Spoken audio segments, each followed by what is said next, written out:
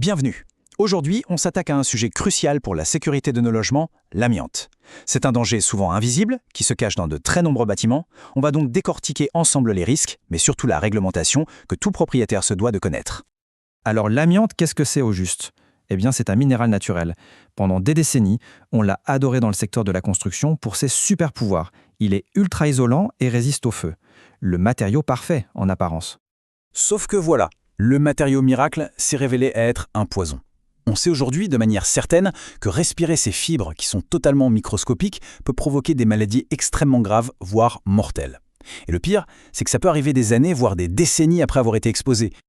Retenez bien cette date, 1997. C'est vraiment l'année charnière. C'est le moment où la France a dit stop et a totalement interdit l'utilisation de l'amiante.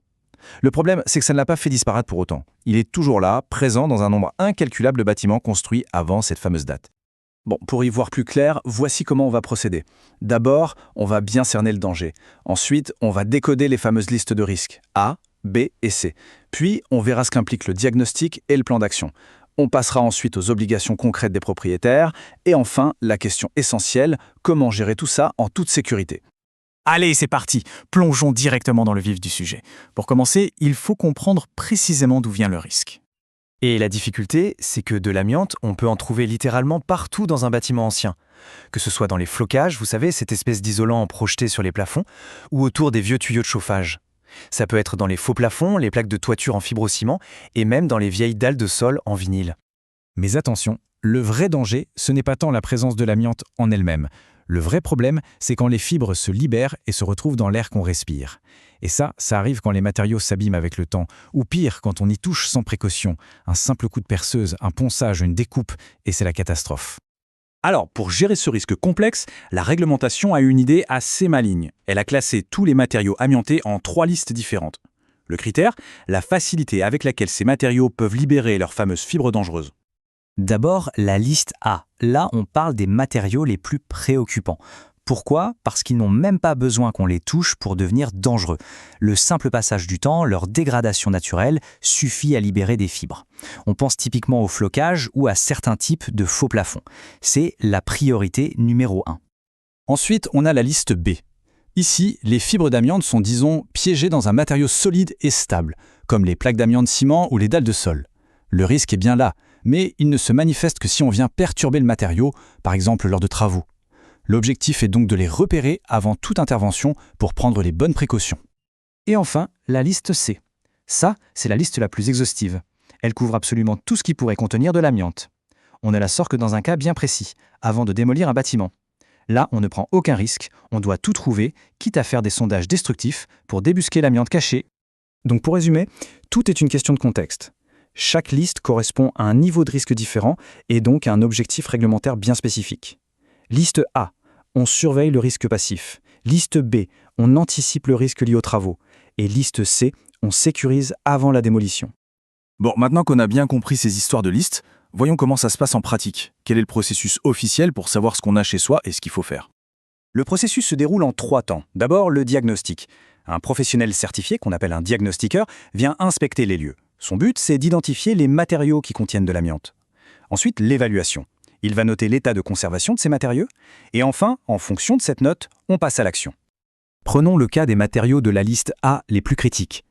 Si le diagnostiqueur donne un score de 1, ça veut dire que le matériau est en bon état. Pas de panique, il suffit de le faire contrôler tous les 3 ans. Par contre, si on a un score de 3, là, c'est pas bon du tout. Le matériau est dégradé et le retrait est obligatoire dans un délai de 36 mois. Et entre les deux, il y a le score 2, pour un état intermédiaire. Dans ce cas, on a un doute. Pour lever, on va faire une mesure de la quantité de fibres d'amiante dans l'air. Si cette mesure dépasse le seuil légal de 5 fibres par litre, alors il faudra obligatoirement faire des travaux. Ok, c'est bien beau tout ça, mais concrètement, en tant que propriétaire, quelles sont les obligations? Ça change pas mal selon qu'on possède une maison individuelle ou un appartement. Commençons par lequel le plus simple, celui d'un propriétaire d'une maison individuelle. En fait, au quotidien, il n'y a pas d'obligation de diagnostic spontané.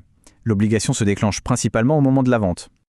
Donc, pour résumer, pas de diagnostic obligatoire tant qu'on ne vend pas ou qu'on ne démolit pas. Si on vend, il faut fournir un diagnostic qui couvre les listes A et B. Si on démolit, c'est la liste C, la totale. Et bien sûr, si on fait des travaux de retrait d'amiante, il faut prouver après coup que l'air est redevenu sain. Maintenant, passons au cas des appartements en copropriété. Là, forcément, les choses se compliquent un peu, parce qu'il faut gérer à la fois son logement privé et les parties communes de l'immeuble. Il y a donc une double responsabilité. Pour son propre appartement, le propriétaire doit faire un diagnostic sur la liste A et tenir un dossier à disposition, notamment pour ses locataires. Et pour les parties communes, c'est la copropriété qui doit gérer un diagnostic des listes A et B et le consigner dans un dossier technique amiante. Et bien sûr, en cas de vente, il faut ajouter un diagnostic de la liste B pour sa partie privative. On arrive à la fin. Alors s'il y a une chose à retenir de tout ça pour gérer ce risque sans se mettre en danger, quelle est-elle ? Eh bien, la recommandation des autorités est on ne peut plus claire et c'est écrit noir sur blanc dans les guides officiels, il ne faut jamais tenter de faire des travaux soi-même sur des matériaux qui contiennent de l'amiante. C'est vraiment la règle d'or. La seule bonne approche, c'est de faire appel à des professionnels, et pas n'importe lesquels. Des diagnostiqueurs certifiés pour l'inspection, des laboratoires accrédités pour les mesures d'air et surtout des entreprises spécialisées et qualifiées pour les travaux de retrait. Chaque étape a son expert et c'est la seule garantie de sécurité. Finalement, la question à se poser est simple. Si le bâtiment dans lequel on vit ou travaille date d'avant 1997, est-ce que son statut vis-à-vis de l'amiante est connu ? S'informer n'est pas une option. C'est vraiment la toute première étape, la plus fondamentale pour protéger la santé de tout le monde et pour être en règle avec la loi.